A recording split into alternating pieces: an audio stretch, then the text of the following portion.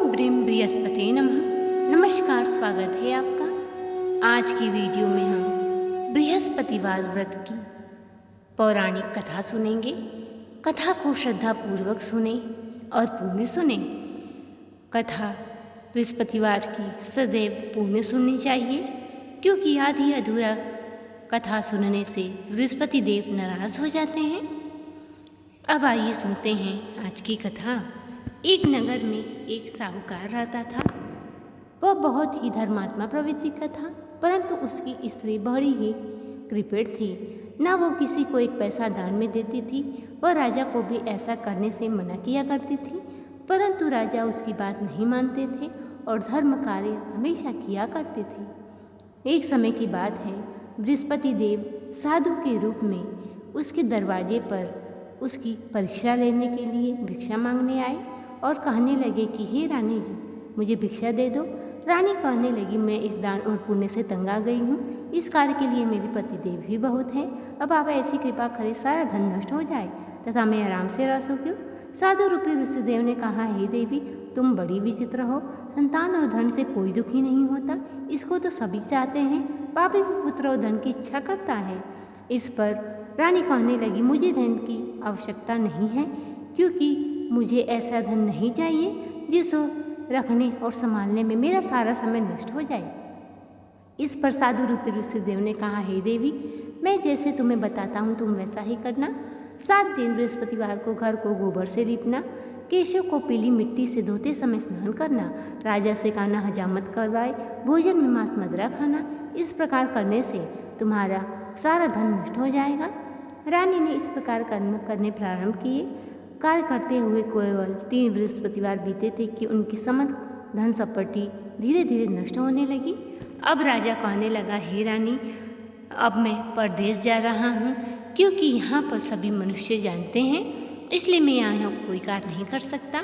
अब उन्हें 2 टाइम का अन्न भी बड़ा मुश्किल से मिलने लगा। राजा परदेश चला गया। इधर रानी और दासी किसी दिन भोजन मिलता, किसी दिन जल्दी कर रह जाती। अब एक दिन दासी और रानी को 7 दिन बिना भोजन किए व्यतीत करना पड़ा। रानी कहने लगी, हे दासी, पास ही के नगर में मेरी बहन रहती हैं, तो उसके 5 सा और 5 शेर बीझर मांग कर ले आ। रानी की बहन उस समय पूजा कर रही थी। दासी रानी की बहन के पास गई और कहने लगी, हे रानी जी, मुझे आपकी बहन ने भेजा है, मुझे 5 शेर बीझर दे दो। परंतु रानी की बहन ने उसे कोई उत्तर नहीं दिया, क्योंकि उस समय वह बृहस्पतिवार की कथा सुन रही थी।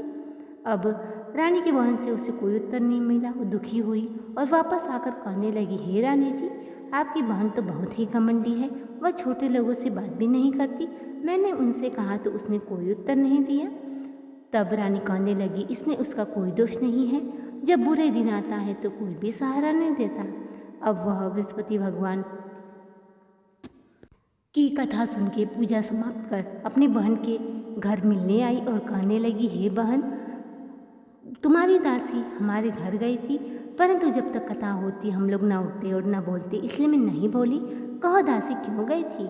इस पर रानी कहने लगी कि हे बहन, वैसे तुमसे कोई बात छिपी नहीं है, मैंने तुम्हारे पास उससे 5 शेर बीझर लेने के लिए भेजा था। तब रानी की बहन कहने लगी, बृहस्पति भगवान सबकी मनोकामना पूर्ण करते हैं, देखो तुम्हारे घर में अनाज अवश्य रखा होगा। इस पर दासी घर के अंदर गई और देखा तो उसे एक घड़ा भरा बीझर का भरा मिला। उसे बड़ी हैरानी हुई, क्योंकि उसने एक एक बर्तन देख लिया था। तब उसने बाहर आकर कहा, रानी जी, अगर इनसे व्रत की विधि पूछ ली जाए तो हम भी किया करेंगे। वैसे तो अन्न न मिलने के कारण हम रोज़ ही व्रत किया करते हैं। इस पर रानी की बहन ने व्रत के बारे में पूछा। रानी की बहन ने कहा कि हे बहन, बृहस्पतिवार को सूर्योदय से पूर्व स्नान करके भगवान विष्णु का केले के वृक्ष की जड़ में गुड़ और चना लोटे में डालकर पूजन करें और कथा कहें, प्रसाद बांटें। ऐसा करने से तुम्हारी हर मनोकामना धीरे धीरे पूर्ण होने लगेगी और दुख दरिद्रता से भी मुक्ति मिलेगी। इस पर रानी की बहन ने निश्चय किया कि 7 रोज बाद सब बृहस्पतिवार आया तो हम लोग भी व्रत करेंगे। रानी और दासी ने व्रत रखा। गुड़साल में जाकर गुड़ चना बीन लाई और उस प्रकार केले का पूजन किया। व्रत रखने के कारण बृहस्पति भगवान प्रसन्न थे। वह साधु के रूप में 2 थाली में सुंदर पीला भोजन लेकर आए और दासी को देखकर बोली, हे दासी, यह भोजन तुम्हारे और रानी के लिए है, तुम दोनों करना। दासी भोजन बांटकर बड़ी ही प्रसन्न हुई। अब वह दोनों भोजन कर बृहस्पति भगवान का नियम से व्रत रखने लगी। बृहस्पति भगवान की कृपा से उनके पास अब धीरे धीरे धन पर्याप्त हो गया, पर रानी फिर पहले की तरह आलस्य करने लगी। तब दासी कहती है, हे रानी, तुम इस प्रकार आलस्य करती थी, तुम्हें धन को रखने में कष्ट होता था, इस कारण हमारा सारा धन नष्ट हो गया। अब तुम फिर पहले की भांति धर्म कार्य करो, भूखे मनुष्य को भोजन करवाओ, प्याऊ लगवाओ, दान दो, ब्राह्मणों की कन्या का विवाह करवाओ। ऐसा करने से तुम्हारी धन संपत्ति का बढ़ंती होगी और कुल का नाम भी बढ़ेगा। इस पर रानी की उस प्रकार के कर्म करने प्रारंभ कर दिए, जिससे उनका काफ़ी यश फैलने लगा। अब रानी और दासी आपस में विचार करने लगी, न जाने राजा किस दशा में होंगे। अब वह बृहस्पति भगवान से प्रार्थना करती है। बृहस्पति भगवान उस राजा के पास जाते हैं। राजा लकड़ी से बेचकर अपना गुजारा करता। वह जंगल में चुपचाप बैठा हुआ था। साधु बनकर बृहस्पति देव उसके पास गए और कहने लगे, हे लकड़हारा, तुम इस सुनसान जंगल में किस चिंता में बैठे हो? तब वह कहने लगा कि रानी के गलती से मुझे बहुत दुख भोगने पड़े। अब मैं बहुत ही दुखी हूँ और विचार कर रहा हूँ कि मैं क्या करूँ। इस पर साधु ने कहा कि तुम किसी बात की चिंता मत करो, देखो तुम्हारी पत्नी ने बृहस्पतिवार का व्रत रखना प्रारंभ कर दिया है और तुम भी बृहस्पतिवार का व्रत रखो, तुम्हारे सारे कष्ट दूर हो जाएंगे। इस पर लकड़हारा कहने लगा, मुझे तो कुछ भी मालूम नहीं है। तब साधु रूपी ऋषिदेव ने कहा कि बृहस्पतिवार को सूर्योदय से पूर्व स्नान करके केले के वृक्ष में गुड़ जल लोटे में डालकर पूजन करो। उसके बाद कथा सुनो। कथा इस प्रकार है। एक गांव में एक गरीब ब्राह्मण रहता था। उसकी यहाँ कोई संतान नहीं थी। उसकी स्त्री बड़ी ही आलसी थी और मलिनता के साथ रहती थी, परंतु ब्राह्मण के पुण्य से उनके यहाँ एक कन्या ने जन्म लिया। कन्या अपने पिता के घर में बड़ी होने लगी। वह कन्या बचपन से ही बहुत ही धर्मात्मा प्रवृत्ति की थी। बृहस्पति भगवान का पूजन करती और पाठशाला जाने के मार्ग में मुट्ठी में जौ भर कर ले जाती, वही डालती जाती। लौटते वक्त वही जौ स्वर्ण के हो जाते, उनको बीनकर घर ले आती, परंतु उसकी माँ का वही ढंग रहा। अब कुछ समय के बाद वह जौ को साफ कर रही थी। उसकी माँ ने देख लिया और कहने लगी, हे बेटी, सोने के जौ को फटकने के लिए सोने का सूप होना चाहिए।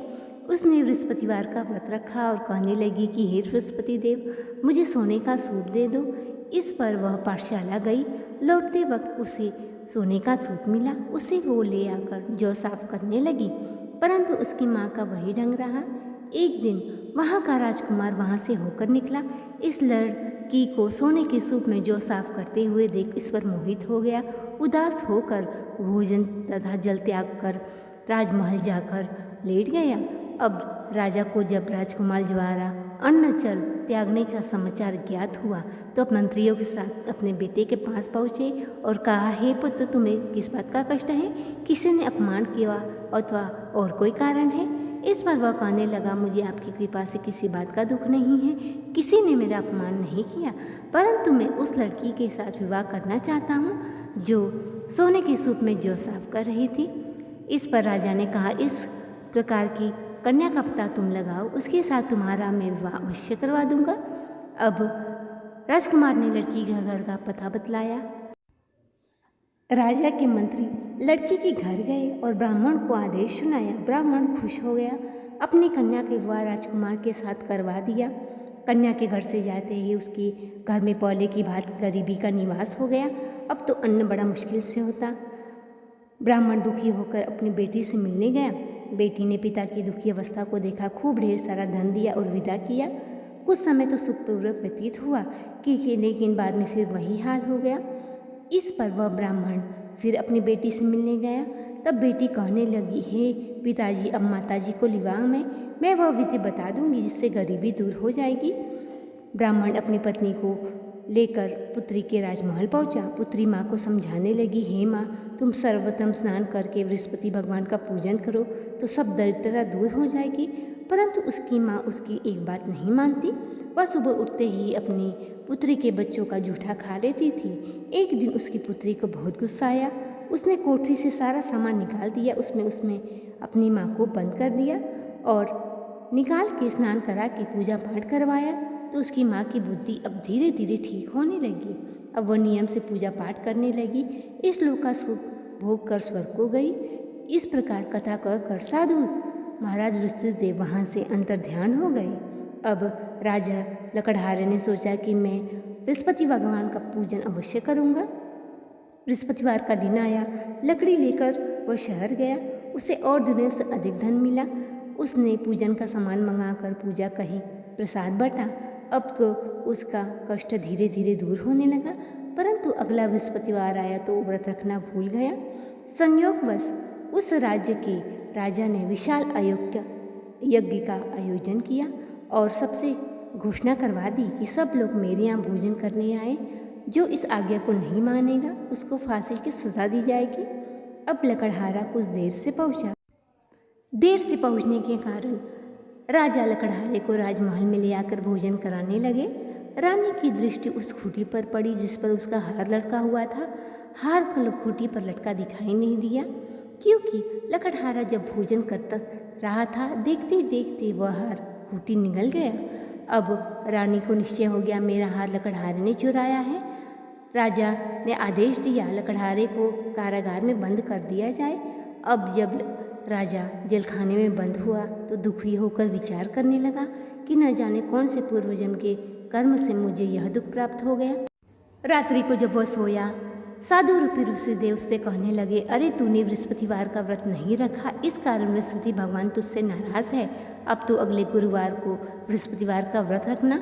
जेल खाने पे तुझे 4 पैसे पड़े मिलेंगे, उनसे तो बृहस्पति भगवान का पूजा का सम्मान मंगा कर पूजा करना और प्रसाद बांटना। अब लकड़हारा सुबह उठा और जब बृहस्पतिवार आया तो उसे जेल के द्वार पर 4 पैसे पड़े मिले और उसने पूजा की सामान मंगवाया, कथा कही, प्रसाद बांटा। उसी रात्रि को राजा के स्वप्न में साधु रूपी ऋषिदेव ने कहा, हे राजा, तूने जिस लकड़हारे को बंद किया है वह निर्दोष है, उसे छोड़ दे, नहीं तो मैं तेरे राज्य को नष्ट कर दूंगा। अगले दिन जब प्रातः राजा जागा तो लकड़हारे को बुलाकर क्षमा मांगी। राजा के योग्य सुंदर वस्त्र आभूषण उसे देकर विदा कर दिया।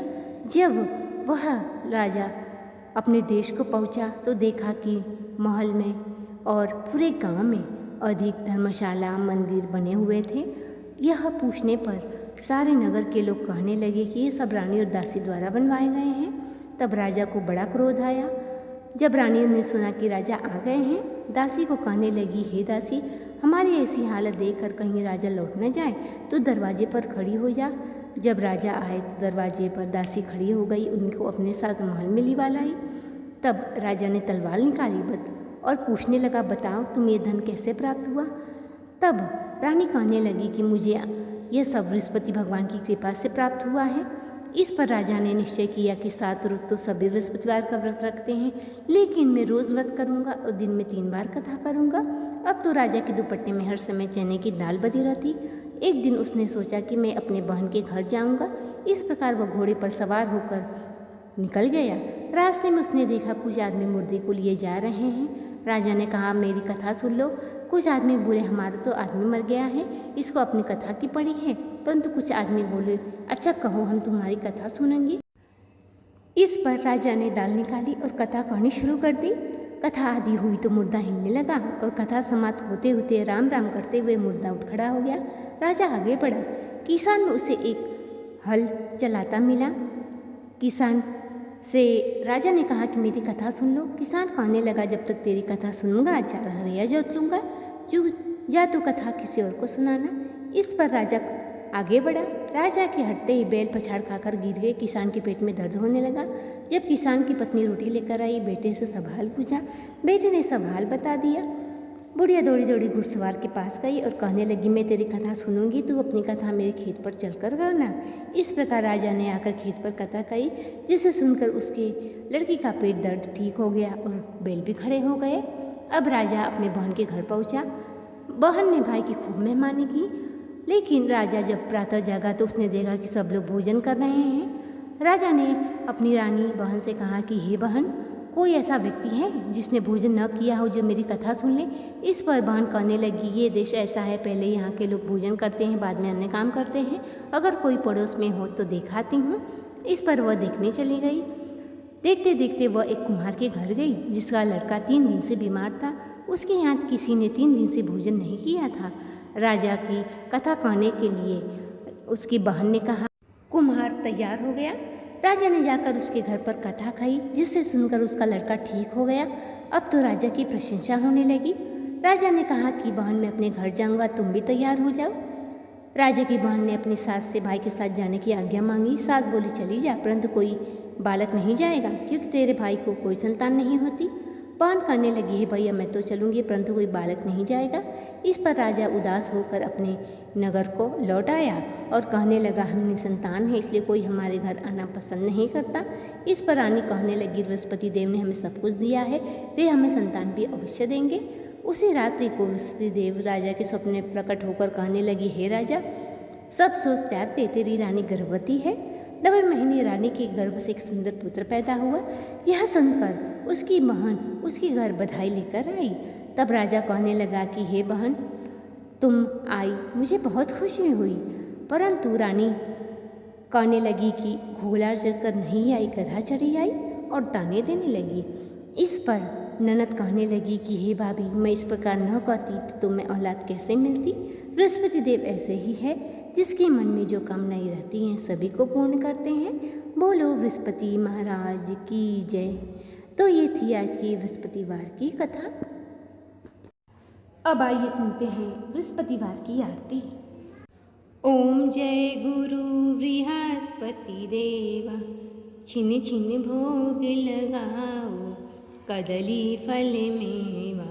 ओम जय गुरु बृहस्पति देवा, तन मन धन अर्पण कर, जो जन शरण पड़े, प्रभु प्रकट तब होकर, आकर द्वार खड़े। ओम जय गुरु बृहस्पति देवा, दीन दयाल दयानिधि, भक्त हितकारी, पाप दोष सब हरता, भवबंधन हारी। ओम जय गुरु बृहस्पति देवा, सकल मनोरथ दायक, सब संशय हारो, विषय विकार मिटाओ, संतन सुखकारी। ओम जय गुरु बृहस्पति देवा, जो कोई आरती तेरी प्रेम सहित गावे, जेठानंद आनंद कर, सो फल निश्चय पावे। ओम जय गुरु बृहस्पति देवा। बोलो विष्णु भगवान की जय, माता लक्ष्मी की जय। तो ये थी आज की कथा। वीडियो पसंद आया हो तो चैनल को सब्सक्राइब, वीडियो को लाइक और शेयर करें। कमेंट बॉक्स में भगवान विष्णु माता लक्ष्मी का जयकारा लगाएं। इस वीडियो को अपने पुण्य हाथों से शेयर अवश्य करें। मिलते हैं अगली वीडियो में अगली कथा के साथ। तब तक के लिए नमस्कार।